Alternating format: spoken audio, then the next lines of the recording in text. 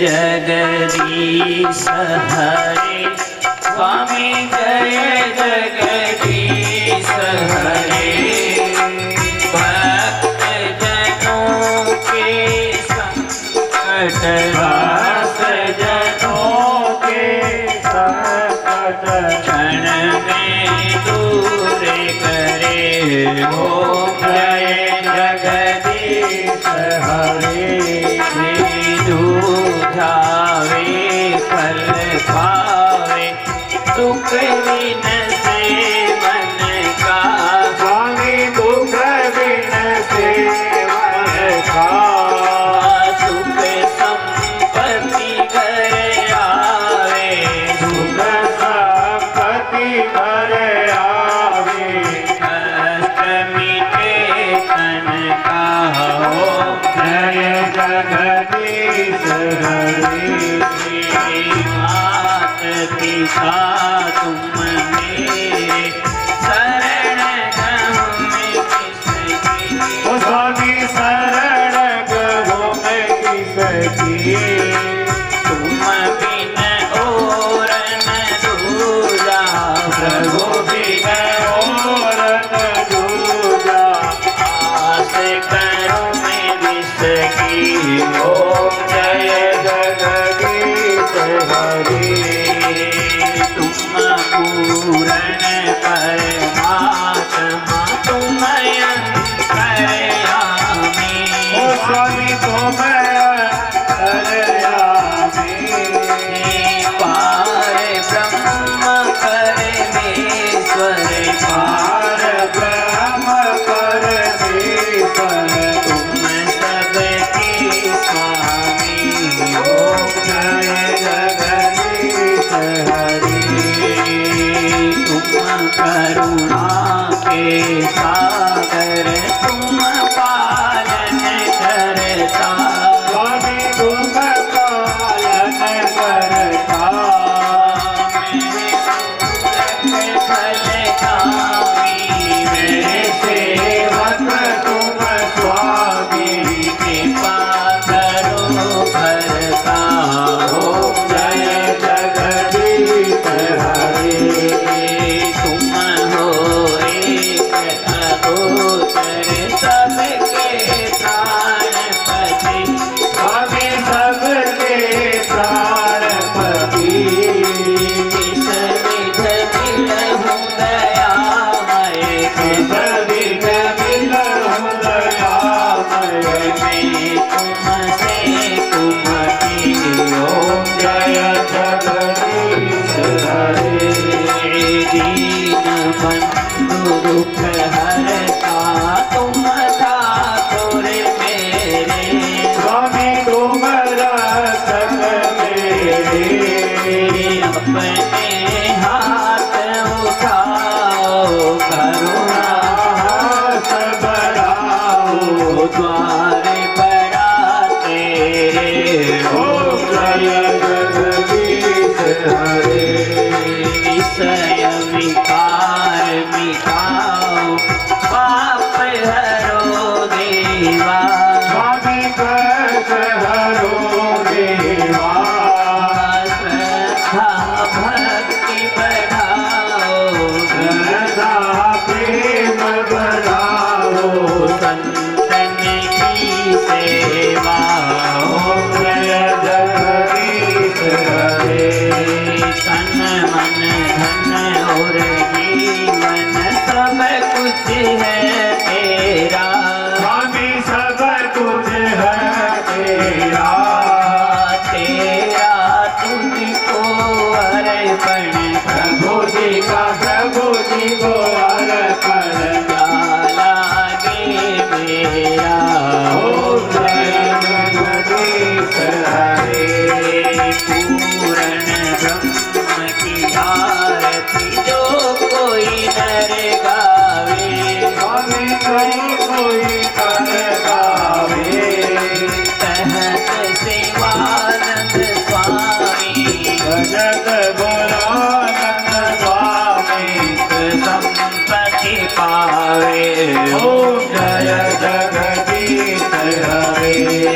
जय जगदीश हरे। ओ स्वामी जय जगदीश हरे। प्रभु जय जगदीश हरे। ओ स्वामी जय जगदीश हरे। भक्त जनों के संकट दास जनों के संकट क्षण में दूर करे। ओ जय जगदीश हरे। बोले शंकर भगवान की जय हो। पार्वती मैया की जय हो। हर हर महादेव। शंभो। बोले गणेश जी महाराज की जय हो। श्री लक्ष्मी नारायण भगवान की जय हो। श्री उमा महेश्वर भगवान की जय हो। श्री वाणी हिरण्यगर्भ भगवान की जय हो। श्री शची पुरंद्र भगवान की जय हो। अपने अपने इष्ट देवताओं की जय हो। श्री सीताराम जी महाराज की जय हो। श्री जयपुराधीश्वर राधा गोविंद भगवान की जय हो। श्री हनुमान जी महाराज की जय हो। श्री वेदव्यास भगवान की जय हो। श्री शिव महापुराण की जय हो। सनातन धर्म की जय हो। सभी संत मंडल की जय हो। सभी विप्र मंडल की जय हो। सभी भक्त मंडल की जय हो। ओम नमः पार्वती पतये हर हर महादेव। तेरा पल पल बीता जाए मुख से जप ले नमः शिवाय। तेरा पल पल बीता जाए मुख से जप ले नमः शिवाय। तेरा पल पल बीता जाए मुख से जप ले नमः शिवाय। तेरा पल पल बीता जाए मुख से जप ले नमः शिवाय। जप ले नमः शिवाय मुख से जप ले नमः शिवाय। जप ले नमः शिवाय मुख से जप ले नमः शिवाय। जप ले नमः शिवाय मुख से जप ले नमः शिवाय। ओ जप ले नमः शिवाय मुख से जप ले नमः शिवाय। तेरा पल पल बीता जाए मुख से जप ले नमः शिवाय। तेरा पल पल बीता जाए मुख से जप ले नमः शिवाय। तेरा पल पल बीता जाए मुख से जप ले नमः शिवाय। ओम नमः शिवाय। ओम नमः शिवाय। ओम नमः शिवाय। ओम नमः शिवाय। तेरा पल पल बीता जाए मुख से जप ले नमः शिवाय। तेरा पल पल बीता जाए मुख से जप ले नमः शिवाय।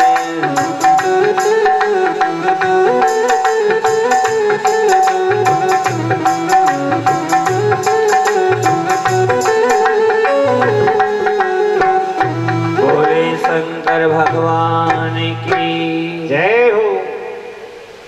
श्री महाशिव पुराण की पावन कथा में आपको कल हम जो है ना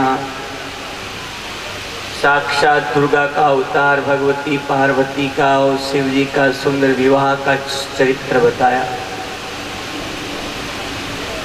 कहते हैं शिव जी पार्वती जी को लेकर के कैलाश पर्वत पर गए महाराज और कई वर्षों तक विहार किया। दोनों शिव और शक्ति महाराज उस वन प्रदेश में विचरण करते रहे। कई बरस बीत गए महाराज। इधर क्या हुआ, जो तारकासुर था न राक्षस, उस तारकासुर ने भगवान जी से ब्रह्मा जी से वरदान ले लिया था। तो वो तो ब्रह्मा जी का वरदान प्राप्त करके और मतवाला हो गया जी। कहते हैं 6 चीजें अगर किसी दुष्ट के पास चल जाए, 6 चीजें, तो फिर वो अभिशाप हो जाती है। वही 6 चीजें सज्जन के पास चल जाए तो वरदान हो जाती है। रूप, अगर रूप बढ़िया आदमी के पास हो न तो उसका सत्कर्म में बढ़िया कामों में उपयोग करेगा, इतराएगा नहीं, घमंड नहीं रहेगा, सज्जनता से रहेगा। और यही रूप अगर दुष्ट व्यक्ति के पास चल जाए, अपने रूप का वो गलत फायदा उठाएगा महाराज। ऐसे ही यश, किसी का यश बढ़ जाए बढ़िया आदमी का तो लाभकारी है। अगर दुष्ट व्यक्ति को यश मिल जाए तो फिर उसका वो दुरुपयोग करेगा। ऐसे विद्या, विद्या भी अगर सज्जन के पास हो तो सही काम आएगी, और दुर्जन के पास चल जाएगी ना तो विद्या वरदान के बजाय कलंक हो जाएगी, जो उसका गलत फायदा उठाएगा। चौथा है धन, धन भी श्रेष्ठ आदमी के पास रहेगा तो सही उपयोग होगा, दुष्ट के पास जाते दुरुपयोग हो जाएगा। चीज वही है लेकिन स्थान बदलते ही उसका गुण और उसका काम बदल गया। कुल, बढ़िया कुल में पैदा होने वाला अगर सही व्यक्ति है तो बढ़िया काम करेगा, बढ़िया कुल में पैदा हो गया, दुष्ट प्रवृत्ति है तो अपने कुल का गलत फायदा उठाएगा वो। अवस्था, आयु, युवावस्था में अगर श्रेष्ठ व्यक्ति जवान और मजबूत है, सही है उसका, तो फिर वो सही काम करेगा। लेकिन जिसका शरीर बलिष्ठ है, युवा है, किशोर है, अगर दुष्ट है तो उसका दुरुपयोग करेगा जी। तारकासुर जो है ने बड़ा भयंकर बलवान, ब्रह्मा जी से वरदान लेने के बाद उसने विचार किया कि अब तो ये देवता जो है ना हमारे कुल खानदान के सभी लोगों को दुखी करते रहे हैं, तो मैं स्वर्ग पे राज करूं। ऐसा प्रयास करने के लिए धावा बोल दिया उसने। सारे के सारे देवगण जो है भगवान ब्रह्मा जी से विष्णु जी के पास गए। भगवान विष्णु जी ने कहा कि शिव जी के पास चलो। शिव जी के पास आए तो शिव जी तो वन विहार कर रहे थे, किसको बताएं। उसी समय वीरभद्र था महाराज। वो सोचा कि चलो हमारे स्वामी नहीं है तो हम आपकी सहायता करते हैं। वीरभद्र जी इत्यादि गए और तारकासुर से घनघोर युद्ध किया महाराज। कई वर्षों तक युद्ध चलता रहा, लेकिन ये तारकासुर जो दैत्य था महाराज, ये किसी भी स्थिति में उनका दमन नहीं कर पाया। इसको वरदान था कि भगवान शिव जी के पुत्र के बिना उनके अंश से पैदा हुआ बेटा ही मेरे को मार सकता है। जितने भी लोग जाते और वो हार मान करके इधर उधर भटकने लग गए। सभी ने सोचा जी अभी जो युद्ध कर रहे हैं ना ये फालतू का युद्ध है, क्यों ये शिव जी के पुत्र के बिना मरेगा नहीं, और हम फालतू युद्ध कर रहे हैं, फिर इस युद्ध को करने से फायदा भी क्या। जिसकी दवाई ये है शिव जी का बेटा मारेगा इसको, और मार ही नहीं सकता, तो फिर लड़ाई क्यों लड़े फालतू में।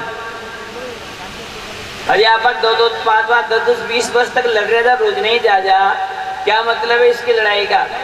तो फिर क्या करना चाहिए कि शिव जी के पुत्र की उत्पत्ति का जो वरदान है उसको सिद्ध करवाना चाहिए महाराज। कहते हैं कि शिव जी का पुत्र कार्तिकेय जी, उनके द्वारा ही इसका वध होना था महाराज। तो कहते हैं कि कार्तिकेय जी महाराज का अवतरण हो, जब जाकर के हमारी समस्या का समाधान हो।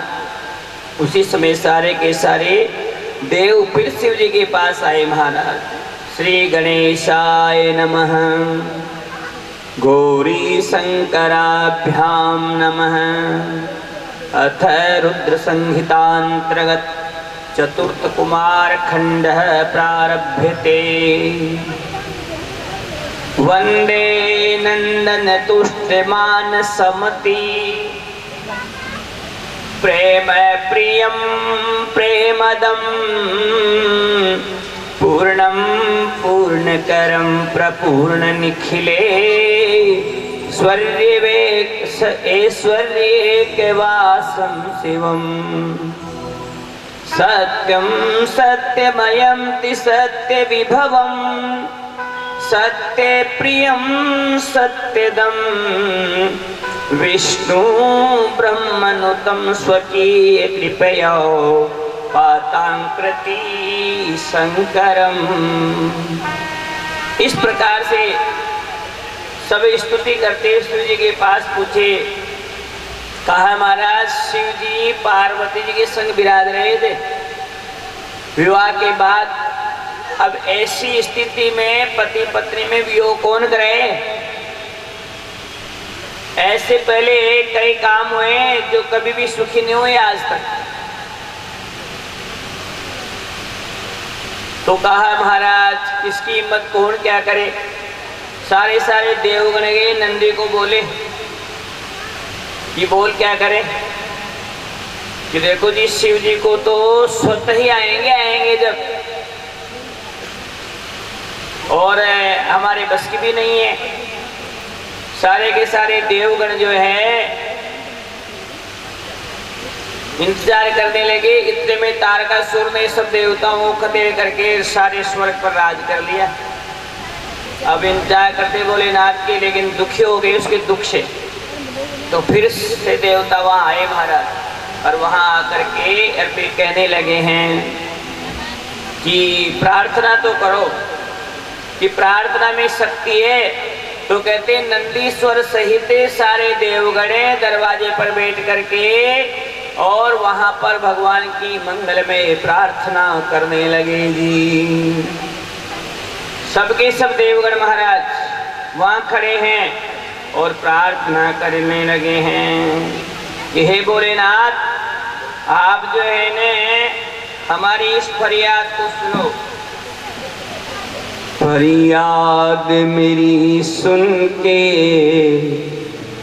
भोलेनाथ चले आना। फरियाद मेरी सुन के भोलेनाथ चले आना। फरियाद मेरी सुन के भोलेनाथ चले आना।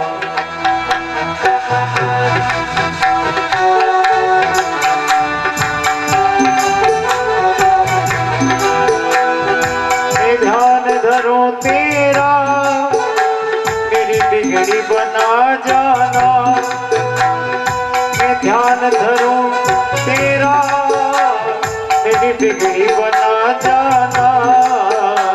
फरियाद मेरी सुन के भोलेनाथ चले आना।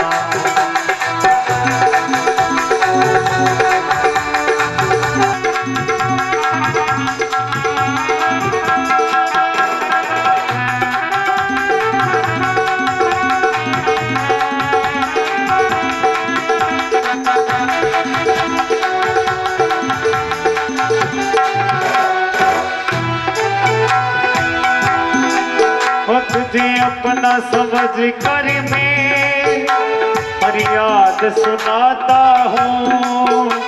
तुझे अपना समझ कर मैं फरियाद सुनाता हूँ।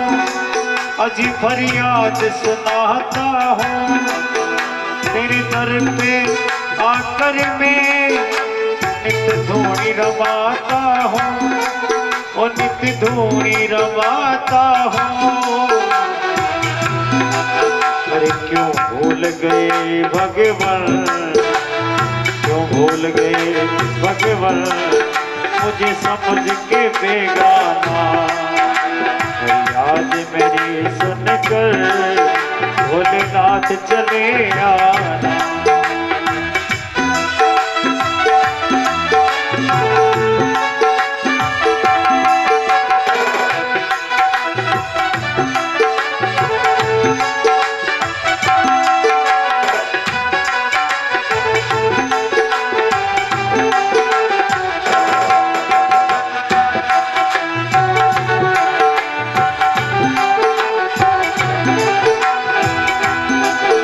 मेरी नाव भंवर डोले तुम ही तो खिवैया हो, जग के रखवाले हो तुम ही तो कन्हैया हो, तुम ही तो कन्हैया हो।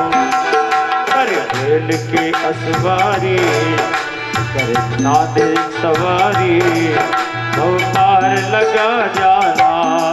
फरियाद मेरी सुनकर भोलेनाथ चले आना।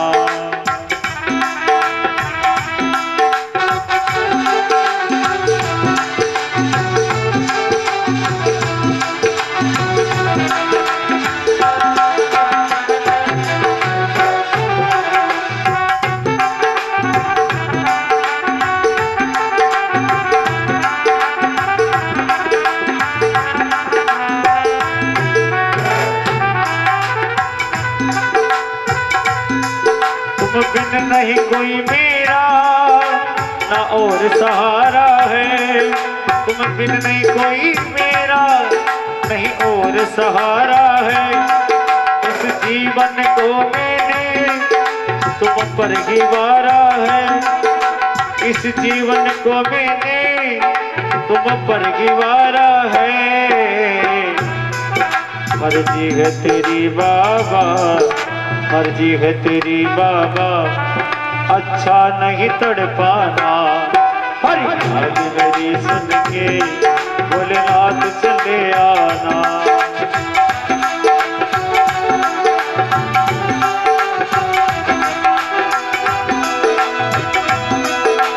फरियाद मेरी सुन के भोलेनाथ चले आना। फरियाद मेरी सुन के भोलेनाथ चले आना। मैं ध्यान करूं तेरा मेरी बिगड़ी बना जाना।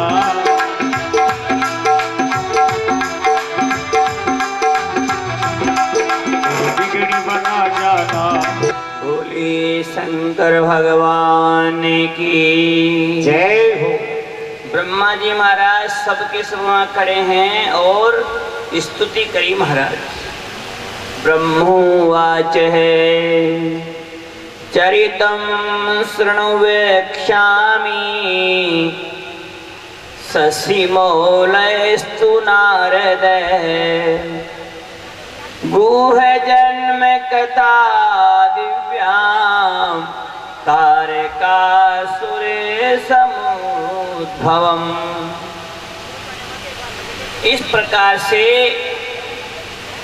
तारकासुर के जन्म का वृत्तांत अब आप सुनेंगे। काहे ब्रह्मा जी ने सबने स्तुति करी, भोलेनाथ जो है ने उनकी प्रार्थना सुन करके ही बीच में ही भाग करके आ गए पार्वती के पास में से। अब भाग करके आए, देवता ने पुकार लिया तो क्या हुआ महाराज, देवता वहां खड़े हैं, शिव जी आए कि बोलो क्या बात है। इस तरह से कि सब कुछ है लेकिन जो है ने मेरा जो अंश है वो बिल्कुल मेरी नाड़ियों में बह रहा है अभी, और आपने मुझे इस समय बुला लिया। मैं पार्वती जी के संग में था, विवाह हो गया था, वहां पर मैं रमण कर रहा था, आपने मुझे बुलाया है, मेरे इस अंश का क्या होगा। उसी समय भगवान शिव जी ने अपना अंश जो है जमीन पर त्याग दिया। देवताओं ने प्रार्थना करी अग्नि से, हे अग्नि इस भगवान जी के इस अंश को तू खा जा। उसी समय अग्नि ने कबूतरी का रूप बन करके शिव जी के उस अंश को खा गया महाराज। अग्नि उस अंश को तो खा गया, लेकिन उसी समय क्या हुआ, भगवती पार्वती आ गई, उनका मारना मंडे थे। शिव जी भी चुपचाप सारा काम करने की तैयारी में थे, लेकिन पाते के पाते पार्वती जी आ गया। पार्वती जी ने वहां उस अंश को खाते हुए अग्नि को कबूतर के रूप में देख लिया कि देवताओं ये सब क्या हो रहा है। सब नतमस्तक हो गए सती जी के, पार्वती जी के सामने। ये हमसे भूल हुई है, हमने कि तुमने हमारे पति के इस अंश को मेरे साथ विश्वासघात किया है, जाओ तुम सभी देवता बहुत दुख पाओगे। पार्वती ने श्राप दे दिया और उसको कह दिया अग्नि को कि तूने मेरे अंश को खाया है, आज से तू सर्वभक्षी हो जाएगा, जो भी खाएगा सब खाएगा। अग्नि में सब कुछ चला जाता है, कुछ भी डालो आप सबको स्वाह कर जाती है अग्नि। चाहे गंदगी के ढेर में लगा दो आग, वो भी जल जाती है। कि तू भी सर्वभक्षी हो जाएगा आज से। और देवताओं को कह दिया पार्वती जी ने कि तुमने मेरे को वंद्य किया है, मेरे को 5 बना दिया तुम सबने मिलकर के। तो मैं सब देवताओं की स्त्रियां हूं, तुमको भी श्राप देती हूं कि तुम भी कभी जीवन में संतान उत्पन्न नहीं कर पाओगी। देवताओं की स्त्रियों को भी श्राप मिल गया।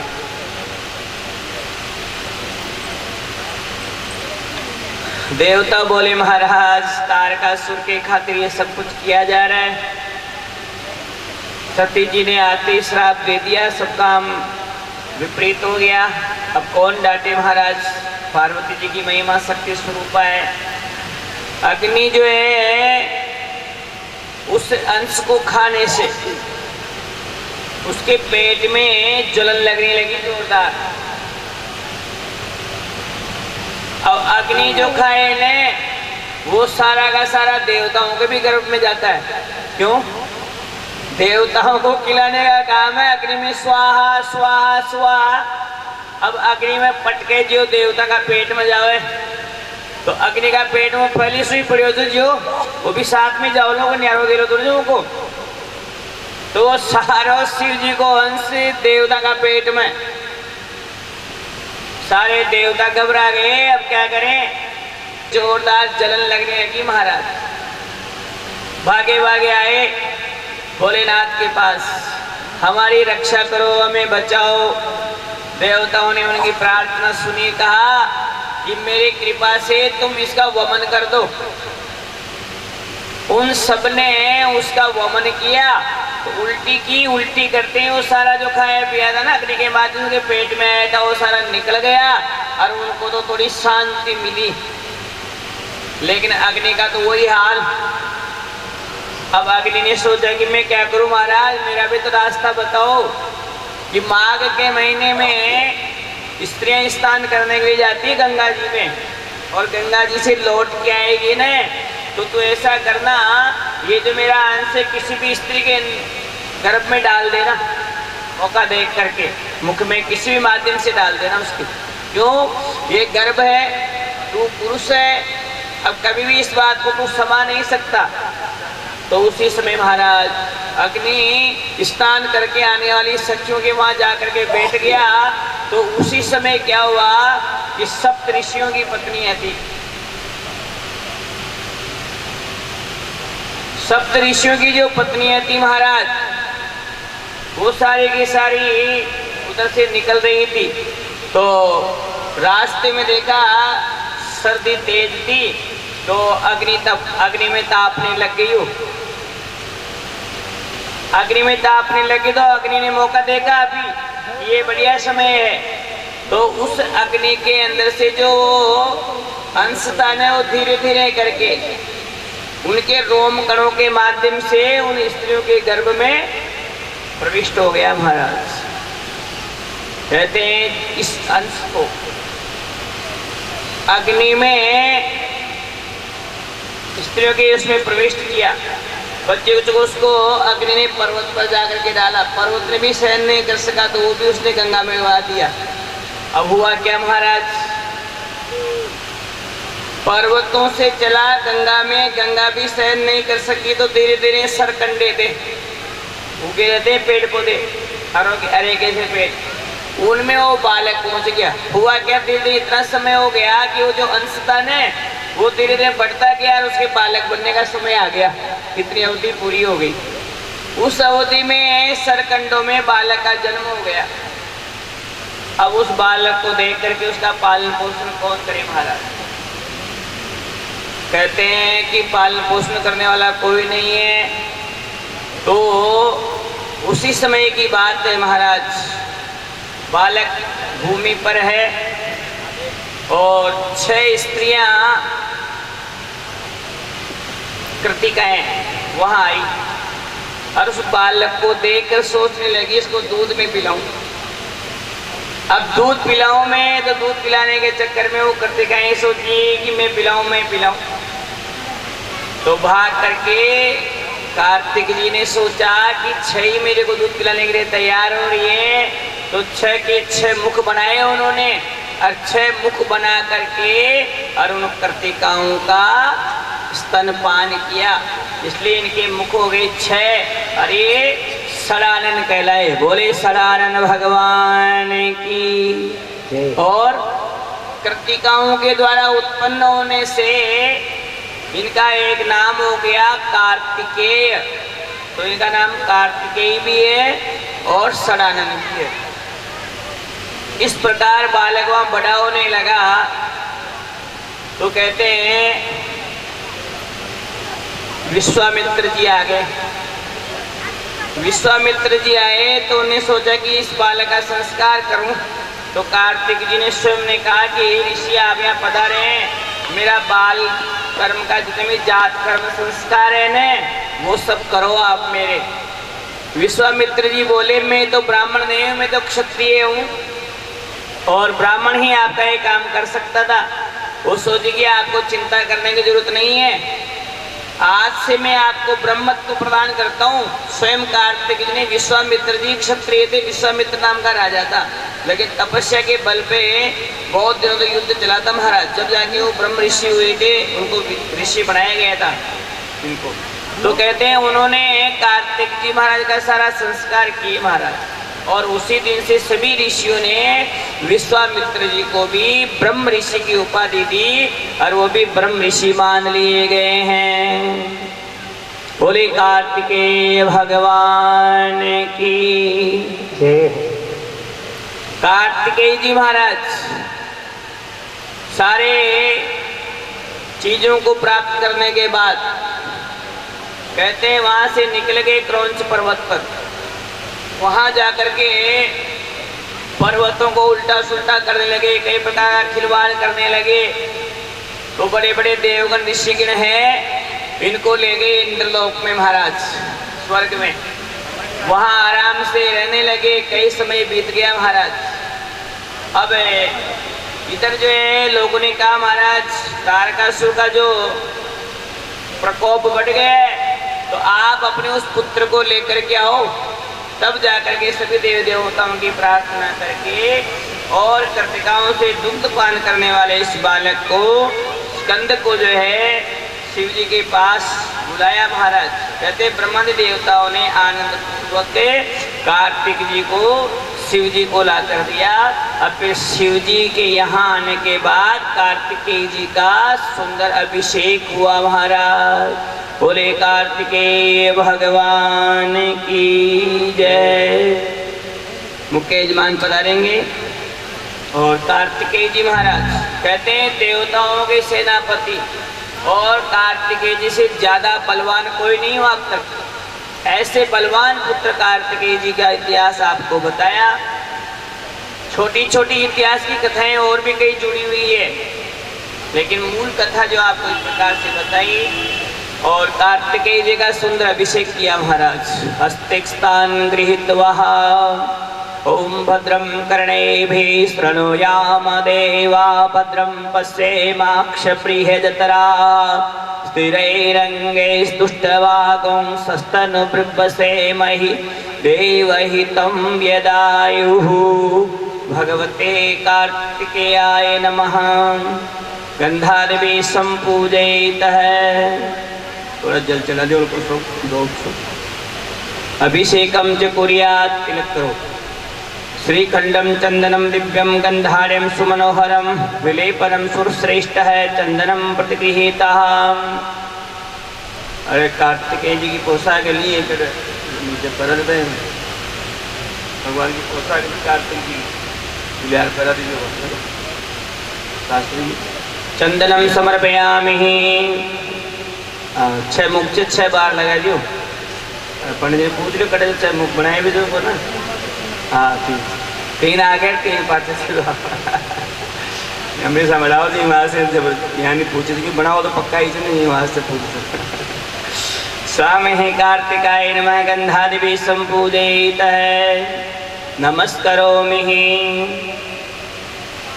एक वृत्ति का ले लो, छोटी बत्ती ले छोटी सी आरती कर दो भगवान की। गंधादिभिः संपूजयितः श्रीफलेन सहितं द्रव्यदक्षिणां समर्पयामि नमस्करोमि आरार्तिक्यम्। रूपं देहि जयं देहि भाग्यं भगवन् देहि मे पुत्र पौत्रान् धनान् देहि सर्वान् कामांश्च देहि मे। नैवेद्यं निवेदयामि ऋतुफलं समर्पयामि आचमनीयं समर्पयामि द्रव्यदक्षिणां समर्पयामि नमस्करोमि आरार्तिक्यम्। ज्वालामालिन्यै नमः गन्धादिभिः सम्पूजयितः। ओम अग्निर्देवता वातो देवता सूर्यो देवता चंद्रमा देवता वसवो देवता रुद्रा देवता आदित्या देवता मरुतो देवता विश्वे देवा देवता बृहस्पतिर्देवतेन्द्रो देवता वरुणो देवता। जलारार्तिक्यम् जलेन शीतलीकरणं च आरती ग्रहणम। आरती ले ले इसमें कुछ मुद्रा डाल दे अत्र आगे बढ़ा दे आगे। गंधादिभिः संपूजयित नमस्करोमि। आकाशात् पतितं तोयं यथा गच्छति सागरं सर्वदेव नमस्कारः केशवं प्रति गच्छति।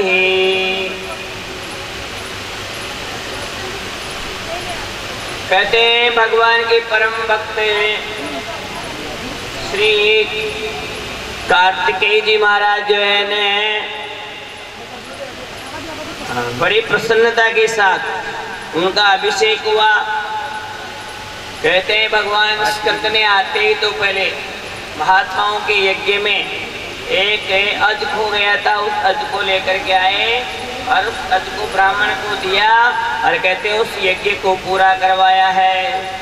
फिर जो है उस तारकासुर ने जो पूरे स्वर्ग पर अधिकार कर लिया था महाराज, वहाँ चले और कहते हैं अपने सारे सैनिकों को तैयार किया। भगवान शिव जी की जो सेना है वो भी वहाँ पर चलने लगी है महाराज। इतना घनघोर युद्ध हुआ कि वीरभद्र और शिव जी के विभिन्न गणों में गाणपत्य और कहते हैं नंदीश्वर स्वयं शिव जी महाराज, ब्रह्मा जी महाराज, विष्णु भगवान और भी जो अन्य देवगण थे सारे के सारे एकत्रित होकर के और तारकासुर से युद्ध करने के लिए चले हैं जी। घनघोर युद्ध हुआ महाराज। युद्ध की तो महिमा बहुत लंबी चौड़ी बताई है शिव पुराण में। कहते हैं इस तारकासुर के पास जो भी कोई आता न ये उसको परास्त कर देता। बड़े बड़े सुरगुण जो हैं वह भी इससे युद्ध नहीं कर पाए। दीप्तवास्तवं च विश्वेषु नासांगेषु शोभसे यथा पतन महाकूपे विजराजो न राजते। इस प्रकार से महाराज के निरति ने शस्त्र चलाए, वायव्यास्त्र चलाया, कुबेर ने गधा चलाई महाराज, और ईशान ने मूसल चलाया, किसी ने सूंड चलाया, इसी ने शस्त्र चलाए महाराज। पूरा आसमान जो है ने बाणों से पट गया महाराज, छाया होगी बाणों की। और कहते हैं कोई पैदल, कोई रथ पे, कोई हाथी पे, कोई घोड़े पे, अपने अपने वाहनों पर सब पर बैठ करके जो है ना युद्ध करने लगे जी। बड़े बड़े अस्त्रों शस्त्रों के साथ, दिव्याभूषणों के साथ बहुत सारे निशाचरों ने और बहुत सारे देवगणों ने जो है भयंकर युद्ध किया महाराज। लेकिन कहा गया है कि ये तारकासुर जो है न किसी से भी मरने में नहीं आया। रात दिन युद्ध बढ़ता ही गया, कई वर्षों तक युद्ध चलता रहा। आखिर में एक दिन भगवान शिव जी की प्रेरणा से इस छोटे से बालक कार्तिकेय जी को सेना के सन्मुख खड़ा कर दिया महाराज।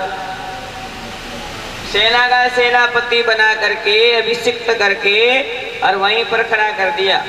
युद्ध होने लगा, सामने तारकासुर आया। तारकासुर बोला, रे तुम बड़े बड़े इतने महावीर हो और छोटे सी बालक को मेरे सन्मुख किया है।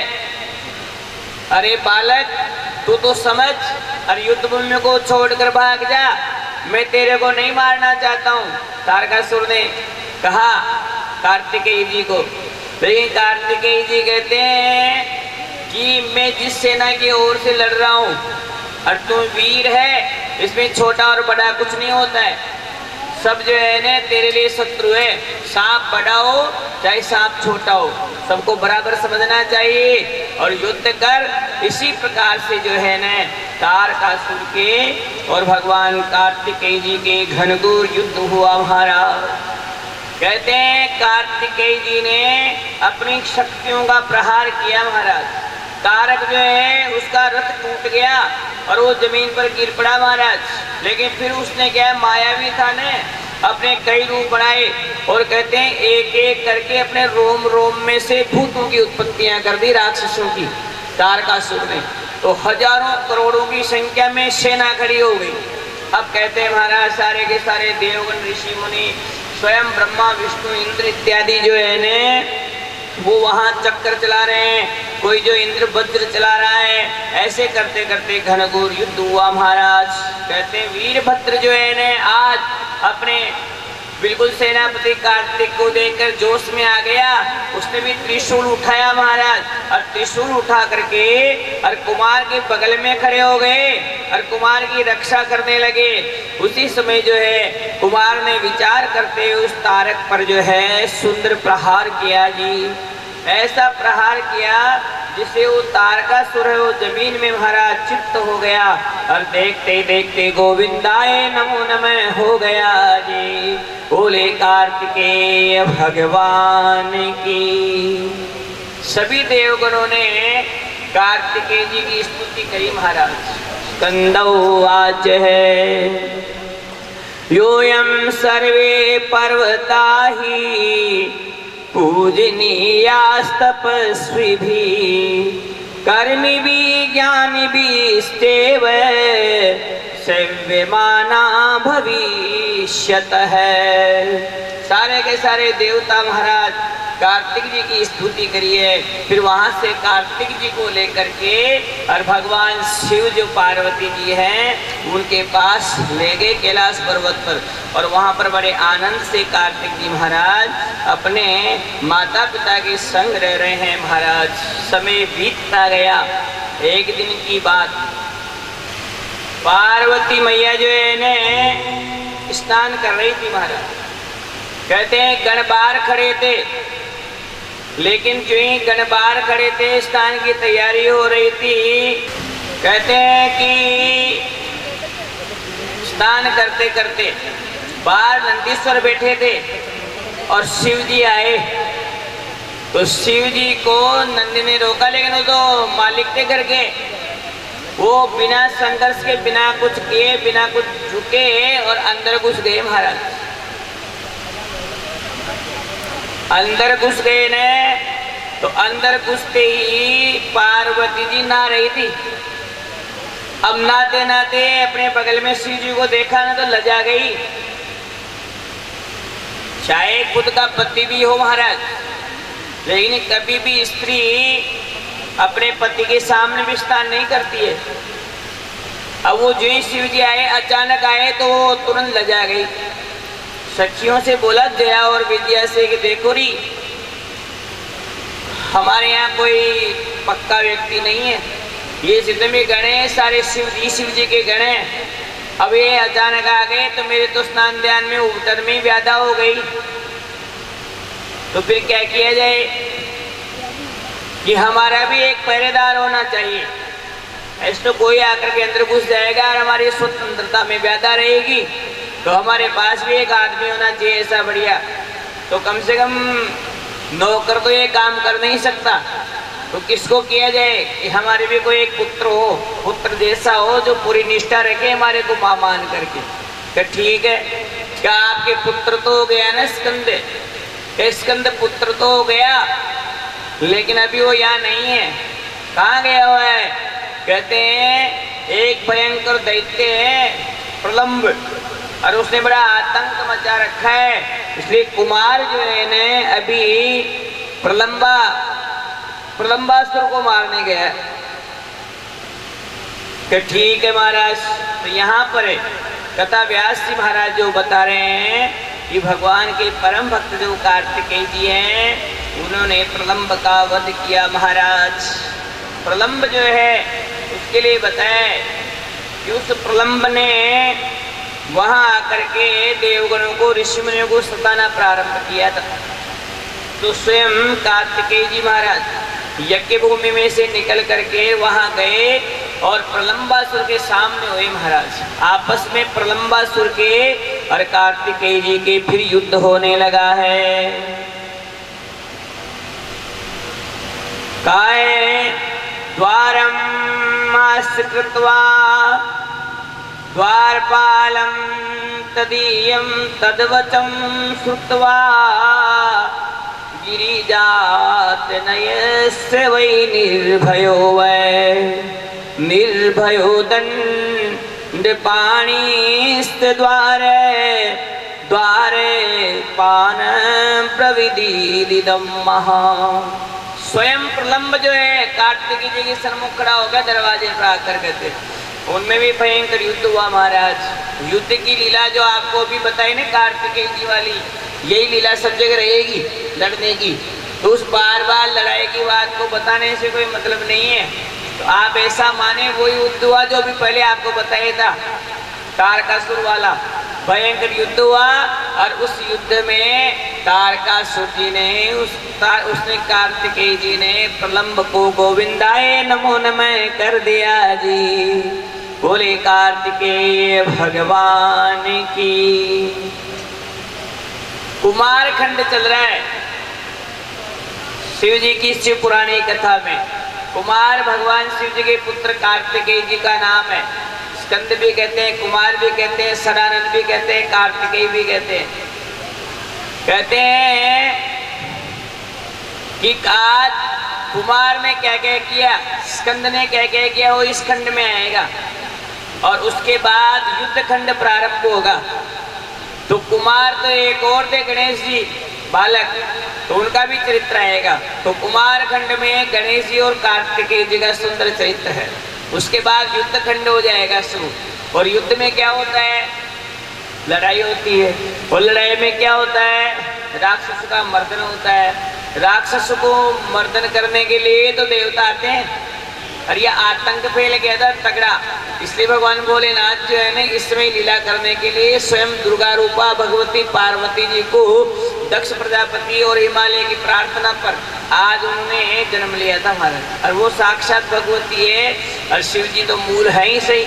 वो दोनों मिलकर के इन समय में आने वाले इस आतंक को भगाने के लिए उन्होंने ऐसी लीला रची है। जब भी देश पर या प्रदेश क्षेत्र में किसी प्रकार का आतंक बढ़ता है तो उस समय भगवानों को जन्म लेना पड़ता है। कहा भी है कि जब जब होए धर्म के हानि बाढ़हि असुर अधम अभिमानी तब तब धरी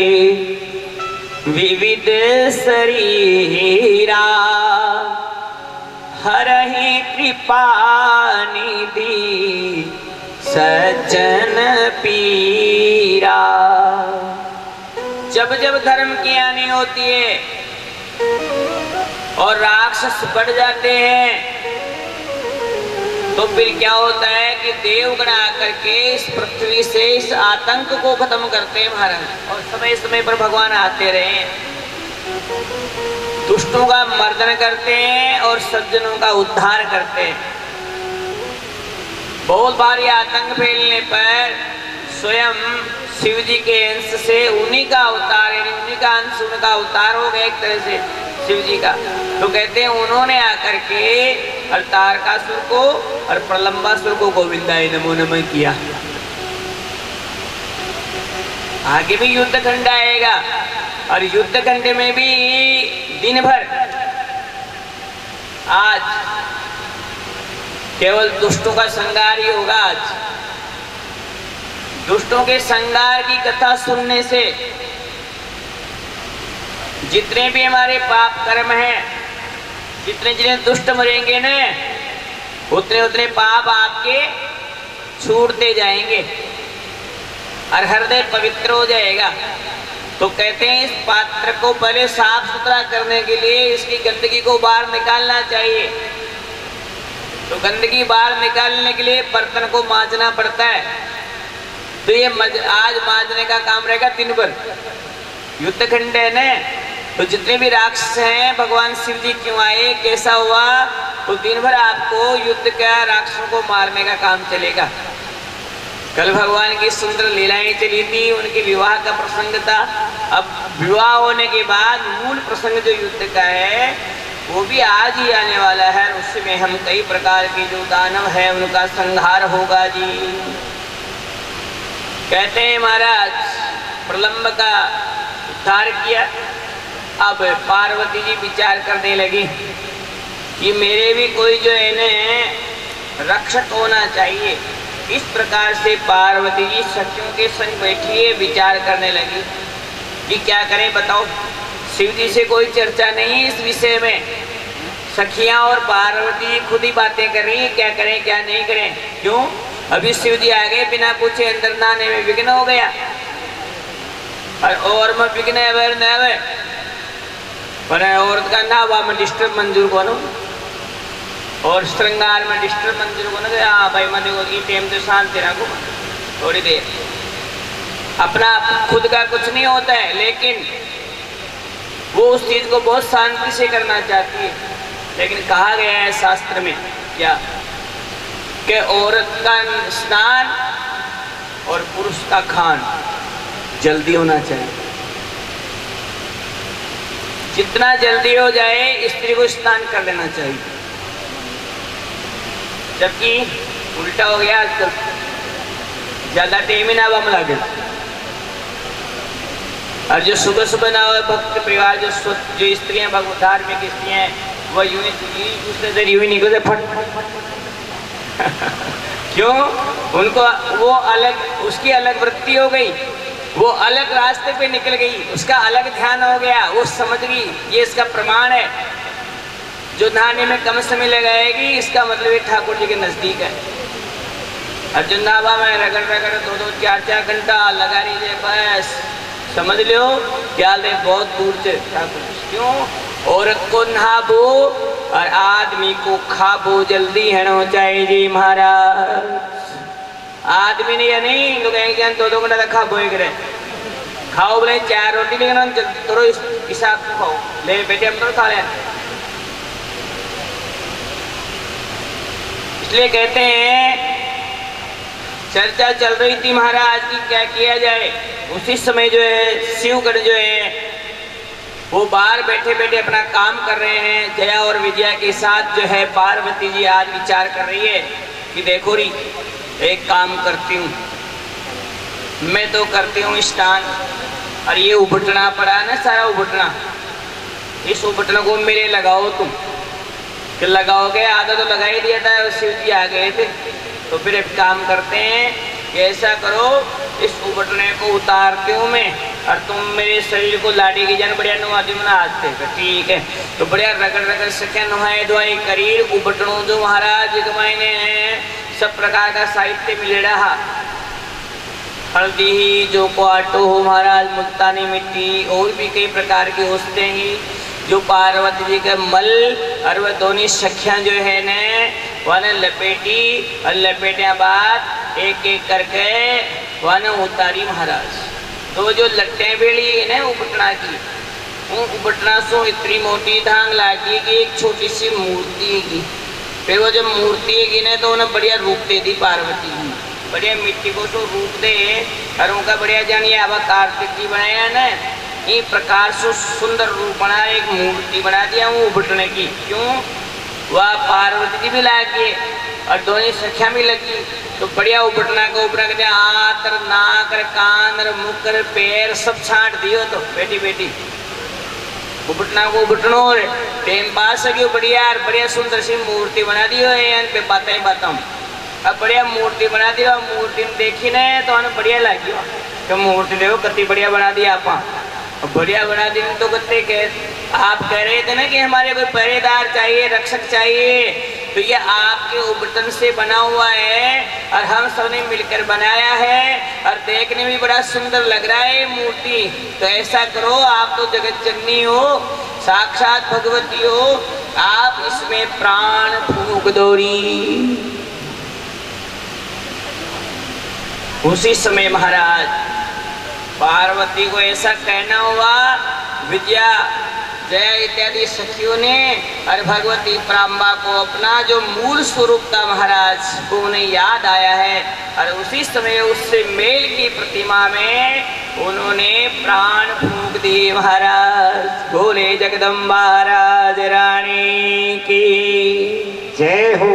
एक माता जी का सुंदर सा भजन होगा, फिर आगे बढ़ेंगे।